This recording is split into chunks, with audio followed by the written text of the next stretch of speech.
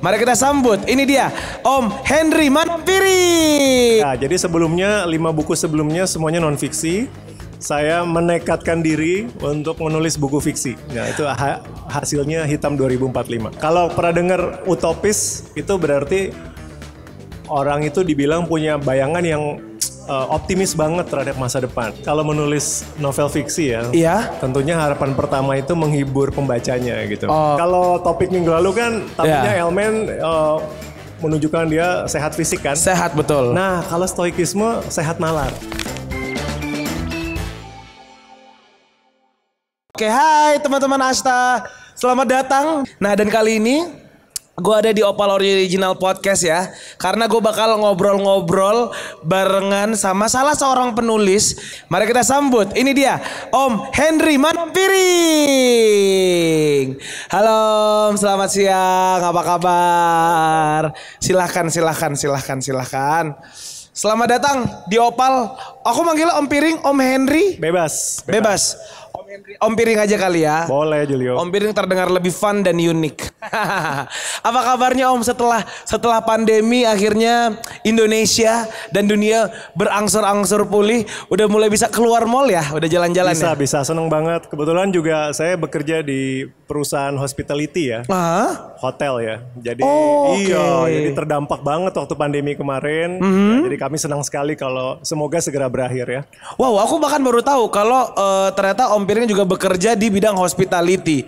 Tapi, nah itu bagaimana cara ngebaginya antara pekerjaan dan juga menulis? Karena kan sebelumnya juga sudah mengeluarkan buku Filosofi Teras.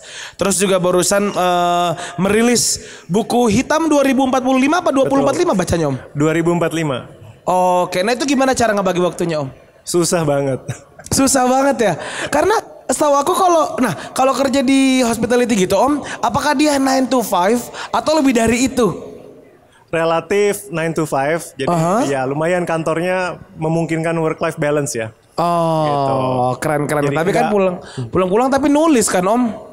Nulisnya di weekend aja gitu. Tapi Om Piring sebelumnya selamat sekali lagi atas launching bukunya. Terima kasih. Hitam 2045 ya. Ini menceritakan tentang apa Om bukunya? Iya, itu adalah buku ke-6 saya. Kalau secara judul tuh judul ke-6. Tapi itu adalah fiksi pertama saya. Fiksi? Iya, jadi sebelumnya 5 buku sebelumnya semuanya non fiksi.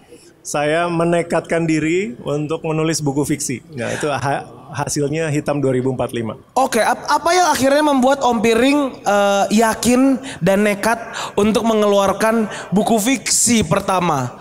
Apalagi ini berarti ibarat kata Om udah punya 6 anak, yang ini beda sendiri nih. Nah, apa yang akhirnya membuat Om Piring yakin untuk mengeluarkan buku fiksi? Mungkin karena saya selalu merasa menulis fiksi itu lebih susah ya daripada menulis non fiksi. Menurut saya. Iya. Karena kalau menurut saya tuh menulis non fiksi itu kayak bikin skripsi aja, kayak bikin tugas kuliah kan. Iya. Pengumpulan data, nanti ditulis, bikin kesimpulan. Relatif lebih gampang daripada berimajinasi gitu. Betul. Nah, jadi buat saya mencoba naik tantangan lah. Iya. Udah 5 buku non fiksi, saya harus nyoba. Kebetulan saya sendiri penyuka fiksi. Saya penyuka fiksi. Yang konten fiksi yang Om nikmati apa? Saya tuh suka novel thriller. Espionage. Jadi jadi kalau filmnya tuh mungkin saya suka genre-nya kayak film-film Bourne, Identity gitu. Identity. Iya. Jadi kalau saya ngelihat kok mereka bisa bercerita seru banget ya gitu.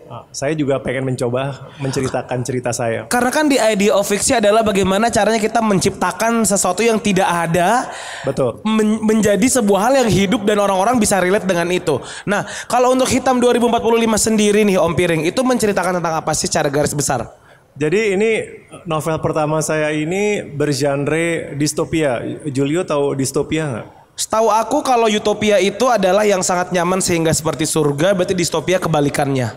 Betul. Betul. Yes. Thank you drama Korea. Soalnya aku pernah nonton drama Korea Om. Jadi setnya tuh katanya distopia Korea gitu. Oh gitu ya. Kalau pernah dengar utopis itu berarti orang itu dibilang punya bayangan yang optimis banget terhadap masa depan. Iya. Ya kan? Wah, merasa segalanya akan baik-baik saja. Iya. Itu dibilang utopis. Oke. Lawan katanya adalah distopia. Distopia itu berarti melihat masa depan itu suram. Wow. Suram, kelam, buruk gitu ya. Makanya novelnya aja judulnya Hitam. Oh, iya juga ya, Hitam. Oh, Hitam 2045. Namun Ya, nah ini mungkin buat teman-teman pemirsa ya. Iya. Mungkin biar gampang kebayang kayak apa sih contoh-contohnya. Kalau Betul. di film itu seperti Hunger Games. aku nonton banget lagi Om Hunger Games. Hunger Games itu distopia kan? Iya, Karena betul. settingnya di masa depan tapi Iya. suram gitu lah ya. Iya, iya. Terminator mungkin. Terminator aku setuju. Kalau Terminator kan masa depan suram banget Iya tuh. bener. Sama yang Justin Timberlake juga Om, yang Time in Oh iya, Time. saya suka. Itu Ya, In itu Time. distopia berarti hitungannya ya. Bisa dibilang begitu. Terus Oke. kalau di literatur tahu Handmaid's Tale nggak? Handmaid's Tale aku tidak tahu. Ya itu contoh novel relatif baru tentang Amerika itu Iya. di masa depan itu menjadi negeri fundamentalis agama. Wow, cool. Nah, tapi sebenarnya apa sih yang pengen seorang Henry Manampiring sampaikan di buku Hitam 2045? Sebenarnya sih kalau menulis novel fiksi ya, Iya. tentunya harapan pertama itu menghibur pembacanya gitu. Oke. Jadi namanya seseorang menulis fiksi itu berharap pembacanya terhibur dulu gitu Iya. ya. Ini bukan mau menyampaikan pelajaran atau kuliah gitu. Tapi kalau mungkin mau dipaksa nih sama Julio, ayolah masa nggak ada pesannya gitu ya. Novel itu saya pikir mau mengajak pembacanya itu don't take our democracy for granted gitu. Wow. Karena dalam novel itu ada mimpi buruk Indonesia itu kehilangan demokrasinya di tahun 2045. Oh iya Om. Ya, jadi di buku itu- Hitam 2045 ini. Ya, dalam novel itu Indonesia di bawah pemerintahan totalitarian. Duh, takut. Gitu. Tapi sebenarnya hal-hal yang seperti itu yang justru membuat kita tuh yang namanya short getaway tahu Om. Kayak karena kita masuk ke dalam dunia fiksi yang kayak aduh kalau sampai kejadian serem juga ya sebenarnya ya. Betul, dan genre distopia itu biasanya mengungkapkan keresahan penulisnya. Oh Ya ya. kan? Maksudnya kayak Terminator itu kan penciptanya kan ketakutan akan robot ya. Nanti kalau masa depan robot memerintah bagaimana? Iya. Kemudian pernah dengar 1984 nggak? 1984. George Orwell itu Aku pernah klasik banget. Ya, itu dikarang di tahun 50-an kalau nggak salah. Oke. Itu kalau saya bilangnya the mother of all dystopian gitu. Kayaknya semua cerita distopia tuh merujuk ke situ. Itu juga dia membayangkan mimpi buruk Inggris itu di bawah pemerintahan fasis gitu. Sama ketakutannya. Oke, ini lucu karena tadi kan Om kan bilang bahwa sebenarnya distopia itu atau semua karya yang based on distopia itu menggambarkan ketakutan terbesar. Nah, sementara di sini aku baca Om Piring adalah salah satu orang yang memahami dan menjalankan stoikisme. Nah, ini sebenarnya menarik banget Om. Sebenarnya apa sih Om stoik itu? Apakah itu sebuah fase atau sebuah pemahaman atau aliran apa buah-buahan nih? Iya, itu sebenarnya berkaitan dengan buku saya sebelumnya ya. Yang teras, filosofi teras ya. Iya, buku kelima saya filosofi teras. Jadi stoikisme itu apa?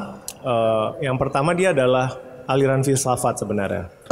Jadi kalau kita mendengar kata filsafat itu kan kayak sama aja kayak agama macam-macam kan, agama Iya. macam-macam. Nah, Iya. filsafat itu juga alirannya macam-macam.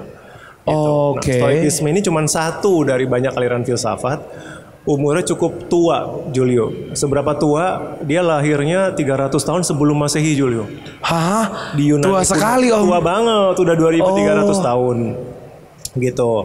Dan kalau harus ditanya intinya apa sih Om gitu kan? Iya. Kalau topik minggu lalu kan tapinya Iya. Elmen menunjukkan dia sehat fisik kan? Sehat betul. Nah, kalau stoikisme sehat nalar. Om aku butuh. Apalagi buat teman-teman Opal Gang pasti butuh banget yang namanya stoikisme. Iya. Nah, itu apa? Fase atau apa Om? Enggak, itu sebenarnya adalah sebuah way of life ya. Way of Jadi menarik. perilaku hidup. Jadi filsafat itu menawarkan kalau teman-teman mau emosinya lebih terkendali, Iya. nggak cepet galau, nggak cepet dikit-dikit marah, ya julid lihat media sosial. Aduh mau banget.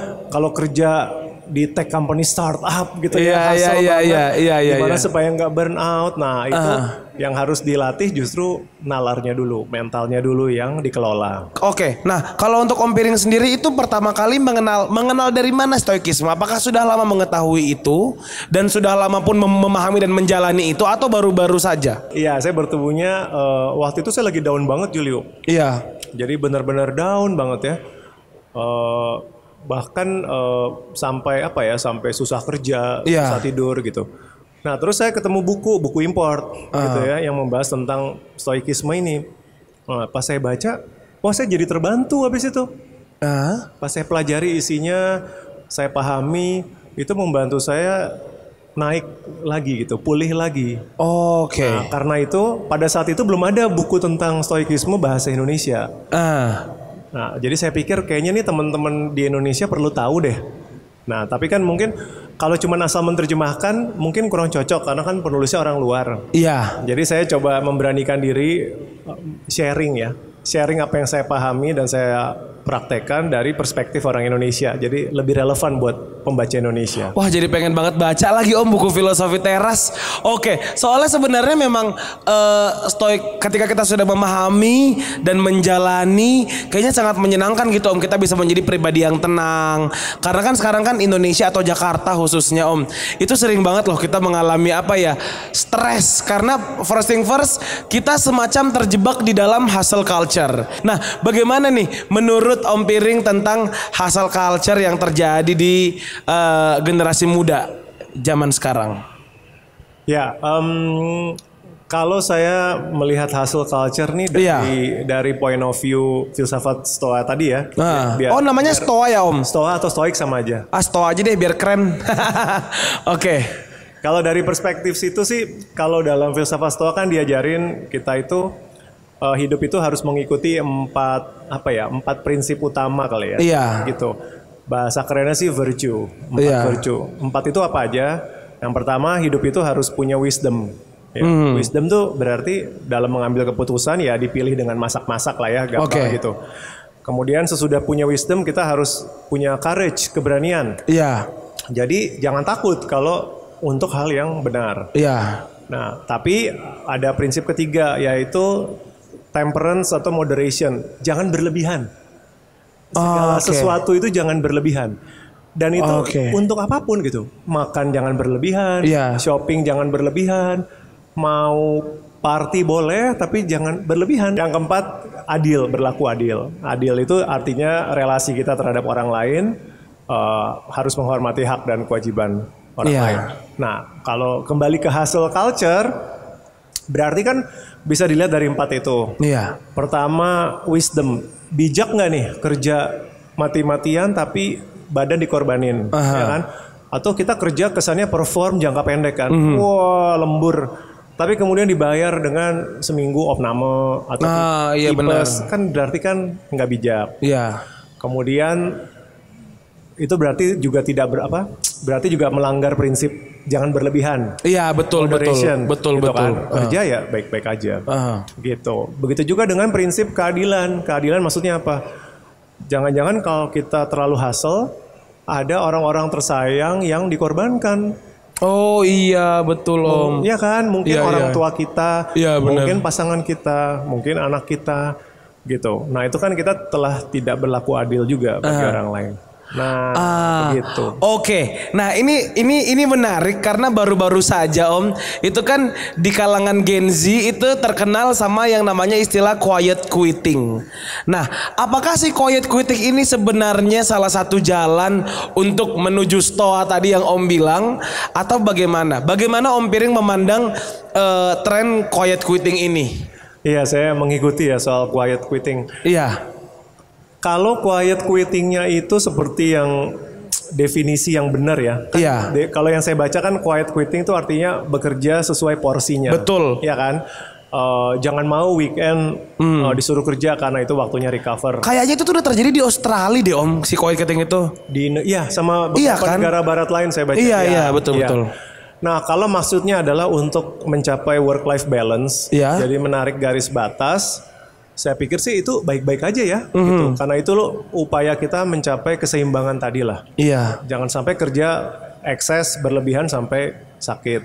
Cuman mungkin takutnya quiet quitting ini kemudian kebablasan. Terus dipakai untuk ya males aja gitu kan. Sebenarnya kita males terus saya bilang, "Kok lo males?" "Enggak, gue lagi quiet quitting." Alasan buat kamu berbahan. Iya. Kalau sampai itu kita telah berlaku tidak adil.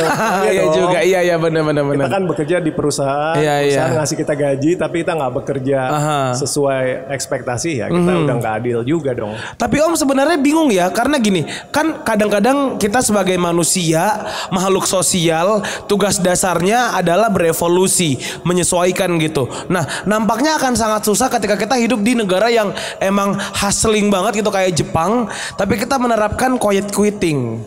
Nah, tapi kalau untuk menurut Om Piring sendiri, bagaimana sih Om cara untuk memulai pola hidup balance gitu? At least dimulai dari work life balance. Karena kadang-kadang yang paling sering kita alamin sebagai orang Indonesia atau orang Jakarta deh Om, satu, nggak enakan. Mau sama temen kantor, sama bos, dan yang paling parah adalah sama diri sendiri sebenarnya. How to say no? Bagaimana cara memulai untuk hidup balance nih Om? Kalau menurut Om Piring sendiri? Yang pertama sih saya pikir memang tahu hak dan kewajibannya di mana. Iya. Gitu kan. Kadang-kadang tuh yang bikin orang kebablasan tuh dia nggak tahu sebenarnya batasan saya sampai mana gitu. Karena kita harus kerja fair kan. Fair pengertian kita males-malesan nggak boleh. Gitu. Tapi juga kalau kita kerja berlebihan banget sampai mengorbankan kesehatan, mengorbankan relasi kita nggak adil sama diri sendiri juga kan? Iya betul. Gitu. Jadi mengetahui proporsi kita. Kemudian yang kedua soal nggak enak nih. Nah ini nyambung juga sih sama filsafat Stoa nih. Nggak enak itu kan sebenarnya begini loh. Kita terlalu takut kalau kita bilang enggak, nanti kita nggak disukai, betul nggak? Iya, atau orang kecewa. Kan? Iya betul. Nah kalau orang Stoa bilang, kamu harus mengenali apa yang ada di bawah kendali kamu, sama apa yang tidak ada di bawah kendali kamu. Nah, namanya dikotomi kendali. Iya. Ya, yang di bawah kendali kita jelas dong. Perkataan, tindakan kita sendiri itu di bawah kendali kan. Iya. Tapi reaksi orang lain di bawah kendali kita nggak? Tidak. Ya udah. Kok gue jawabnya lantang banget? Betul. Tidak. Masalahnya kita terlalu pusing nih. Iya. Memikirkan apa yang di luar kendali kita. Jadi masalah say no misalkan. Iya. Ya kan? Gitu loh. Ini ada kerjaan tambahan gitu, yang padahal jamnya sebenarnya udah lewat. Iya. Yang di bawah kendali kita apa? Wisdom tadi dipikirin. Apakah saya memang ini untuk saya? Apakah saya bisa melakukannya? Yang kedua, apakah saya kalau melakukan ini tidak berakibat buruk bagi kehidupan saya gitu kan? Jadi kan ditimbang-timbang. Habis itu kalau kesimpulannya adalah kayaknya yang terbaik saya harus say no. Tapi harus dipikirin dulu nih ya, jangan asal no aja gitu. Sesudah dipikirkan masa-masa, kayaknya yang terbaik say no. Ya udah. Kamu berani itu karena itu hal yang terbaik. Soal orang nanti ngomel, misu-misu atau itu udah di luar kendali kamu kan? Iya. Kamu akan gila kalau semua reaksi orang harus kamu pikirin tuh nggak akan ada habisnya gitu. Wow, keren. Oke. Ini menarik, seru banget. Aku jadi pengen baca Filosofi Teras. Tapi masih beredar nggak sih Filosofi Teras? Maksudnya masih beredar kan di toko-toko buku kan? Entar takutnya karena yang hitam 2045 udah keluar, yang Filosofi Teras ditarik. Masih laku. Ada lagi namanya FOMO, Fear of Missing Out. Apapun itu, restoran, tren, pekerjaan, fashion, apa segala macam. Itu kan kayaknya kalau kita tarik lagi Om, mungkin sumbungnya itu satu, merasa nggak cukup. Nah, menurut Om Piring sendiri bagaimana sih Om sebenarnya agar kita itu sebagai manusia kayak udah dikasih tuh udah cukup aja gitu. Bagaimana caranya biar kita bisa merasa bersyukur, at least merasa cukup deh Om? Ya, nah dari sini kita bisa mendengarkan nasihat dari ilmu psikologi. Jadi dalam ilmu psikologi itu dikenal konsep namanya hedonic. Hedonic treadmill. Oke, lagi di tempat fitness. Treadmill tahu ya? Tahu, hari-hari Om saya biar kurus. Nah, ini namanya treadmill hedonic. Apa artinya? Artinya pada saat kita mengejar sesuatu yang kita pikir bikin kita senang, itu nanti pas kita dapat ternyata kesenangannya nggak bertahan lama. Kayak lari di treadmill kan nggak maju-maju tuh. Iya Om. Iya kan, nggak kayak lari di dunia betulan kan. Iya benar. Jadi mereka menemukan misalkan kamu ngidam banget sama apa sekarang iPhone 14. iPhone 14 Pro Max kan. Kamu mimpi terus ya sejak launching, kamu liatin terus, wah andaikan saya punya ini saya pasti akan happy. Iya, karena aku tuh FOMO banget Om soalnya. Berbulan-bulan gitu ya mengidam. Tragisnya adalah ketika akhirnya kamu punya, kamu memang seneng nih. Tapi nanti kesenangan itu nggak bertahan lama. Iya, cuma 3 hari. Masih mending kalau 2 minggu ya. Mungkin cuma 3 hari abis itu Keceplosan. Iya. Balik lah, abis itu iya, lagi. Iya, Gitu kan? benar. Sampai akhirnya ada barang baru lagi yang kamu pengen. Iya. Nah kalau kita menyadari itu membantu kita untuk lebih bijak gitu kan. Bahwa barang-barang ini atau apapun kesenangan ini nanti kalau saya punya pasti saya akan pengen lagi. Nah itu nggak akan ada habisnya. Gitu. Ada quote yang bagus dalam teks filsafat stoicisme atau stoa ya. Dia bilang orang yang kaya itu bukan yang punya lebih. Orang yang kaya itu adalah yang keinginannya lebih sedikit. Aduh, gue banyak mau lagi gimana nih? Tapi bagus ya. Bagus banget Om. Kita pikir kaya itu berarti punya lebih. Padahal kata dia merasa kaya lebih penting. Dan merasa kaya itu adalah punya lebih sedikit keinginan. Merasa berkecukupan itu yang sebenarnya susahnya luar biasa Om. Bagaimana caranya kita untuk bisa tetap bahagia, tetap happy, tapi juga tetap update dengan tren kekinian Om. Karena kan dengan kita tidak FOMO, dengan kita misalkan stoa, bukan berarti kita ketinggalan dong gitu. Nah bagaimana tuh Om? Saya rasa sih saya kembalikan ke 4 diri prinsip masing-masing tadi. Jadi happy itu jangan. Nah ini saya punya pendapat lain. Saya punya pendapat bahwa jangan mengejar bahagia. Jangan mengejar bahagia. Kan biasanya kan lo cita-cita lo apa sih? Gue pengen happy gitu kan. Aduh itu saya lagi Om. Nah itu kan semua orang lah, umum lah. Iya benar. Tujuan lo apa? Gue pengen happy ujung-ujungnya. Iya. Nah saya menawarkan perspektif yang sedikit berbeda gitu. Oke. Jangan kejar bahagia. Jangan dijadiin tujuan. Kebahagiaan itu kalau saya bilang efek samping. Oke. Bukan itu yang dikejar gitu. Saya ambil contoh gini. Ini mohon maaf nih ya. Iya. Misalkan orang suka bilang pengen kurus kan? Iya. Iya kan? Saya. Thank you Om. banyak banget lo pengen apa? It's okay. Lo kenapa olahraga? Gue pengen kurus. Padahal menurut saya nggak tepat. Yang Pengen sehat.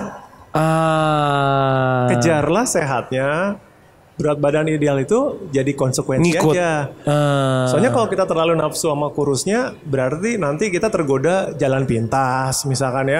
Iya. Minum obat, diet yang berlebihan, sehatnya kagak, kurusnya cuma bentar, habis itu naik lagi. Iya benar. Nah bagi saya bahagia itu seperti itu. Bahagia itu seperti kurus. Harusnya bukan tujuan utama. Iya. Nah di sini apa dong kata para filsuf yang bijak itu? Dia bilang jadilah orang yang lebih baik. Itu lebih penting daripada menjadi orang bahagia. Jadi orang yang lebih baik gitu ya, memperlakukan orang lain lebih baik, kita self improvement gitu. Nanti tanpa harus dikejar, mungkin bahagianya hinggap. Oke, jadilah orang yang lebih baik. Be a better person. Betul. Dan tadi aku masih inget banget kalau Om Piring bilang kadang-kadang kita harus menerima bahwa ada hal yang tidak bisa kita atur. Tadi apa ya namanya tuh ya? Dikotomi kendali. Jadi kita harus tahu yang mana yang bisa kita kendalikan, yang mana yang tidak. Yang mana yang bisa kita tahan, yang mana yang tidak. Nah Om, tapi bagaimana caranya? Misalkan gini, bagaimana cara kita menerima respon dari luar, dari hal yang gak bisa kita kendalikan itu Om? Ya, ngerti gak maksudku? Ngerti. Misalkan kan kayak emosinya Om Piring kan aku gak tahu nih. Nah kalau Om Piring marah, kayak oke, itu bukan kendali gue, itu dia yang marah. Tapi kan at some point Om Piring akan marah ke aku nih gitu. Nah itu gimana caranya Om? Ambillah jeda. Oke, jeda. Iya itu ada di buku saya juga. Iya. Jadi masalah kita manusia ini adalah terlalu reaktif, apapun itu. Iya betul. Apapun itu ya. Jadi ngelihat berita atau ngelihat video bereaksi, dipotong langsung ngamuk-ngamuk. Padahal nggak lihat videonya secara utuh gitu kan. Ada orang memberikan perlakuan tertentu di jalan, disalip dikit langsung mau marah. Iya. Nah ada insight yang bagus gitu dari kaum Stoa itu, yaitu kamu harus ambil jeda buat berpikir. Jangan terburu-buru bereaksi gitu. Karena kalau kita terburu-buru bereaksi, kita nggak memberi waktu buat berpikir. Iya. Ya kan, kayak misalkan gini. Kalau kamu disalip, kenapa kita marah? Coba, kenapa kita marah kalau kita tiba-tiba mobil atau motor kita dipotong? Karena dia melanggar peraturan Om. Kita dia nyalip kita. Nah, perhatiin nggak kalau kita reaktif pasti pikiran pertama kita ini orang mau jahatin saya gitu kan? Iya, betul. Iya kan? Iya. Padahal masih ada kemungkinan lain nggak? Ada. Apa misalnya? Kebelet buang air kecil? Dia ada emergency mungkin? Iya. Iya kan? Dia tiba-tiba ada keadaan darurat yang membutuh dia cepat-cepat. Mungkin nggak ada. Ada kemungkinan itu kan? Ada, Om. Nah, masalahnya kita hanya terpaku saya dizolimi gitu. Padahal mungkin orang ini sedang dalam kesusahan. Mungkin orang ini baru belajar nyetir. Nah, untuk bisa memikirkan itu harus ada waktu jeda. Masalahnya penyakit manusia itu langsung jump to react. Nah, Om, ini bisa nggak sih diceritakan dulu atau mungkin dikasih tahu di Opal Gengs yang lagi nonton sekarang gitu. Kalau misalkan pengen dapetin buku-bukunya Om Piring itu bisa di mana? Apakah bisa online atau bisa ke toko buku? Filosofi Teras Hitam 2045 sudah tersedia di toko buku di kota teman-teman. Iya. Di online ada, tapi pastikan beli dari toko yang asli ya, jangan beli bajakan. Tepuk tangan dong teman-teman buat Om Piring. Luar biasa. Nah, Om, sebelum kita selesai, apa nih hal positif? Karena kan kita Opal. It's all about positivity. Nah, apa yang pengen Om Piring sampaikan ke Opal Gengs nih di rumah? Yang saya mau sampaikan adalah belajar menerima bahwa apa yang terjadi di luar sana itu di luar kendali, Iya. ya. Tapi respon kita Iya. terhadapnya itu di bawah kendali kita. Oke. Kita nggak bisa mengendalikan politik, Iya. ekonomi, julitan netizen, Iya. misalkan. Iya. Kita nggak bisa kendaliin kan. Oke, betul. Tapi saya mau marah-marah, mau ikutan marah-marah, mau jadi destruktif, mau santuy, itu di bawah pilihan kita. Nah, teman-teman pilihlah yang lebih positif. Oke, keren. Tepuk tangan dong sekali lagi buat Om Piring. Luar biasa. Oke. Boleh. Nah, Opal Gengs itu dia tadi obrolan gue sama Om Piring. Jadi buat lo jangan kemana-mana. Jangan lupa juga dibeli bukunya Om Piring. Jangan beli yang fotokopian ya. Nanti ada miring-miring tulisannya, burem-burem ya. Dan juga selalu di follow dan subscribe sosial media Opal. Kita punya TikTok, Instagram, Facebook, YouTube, you name it di Opal_ID ya. Om Piring barengan sama Kresna Julio pamit undur diri. Bye-bye. Bye, stay positive. Thank you guys.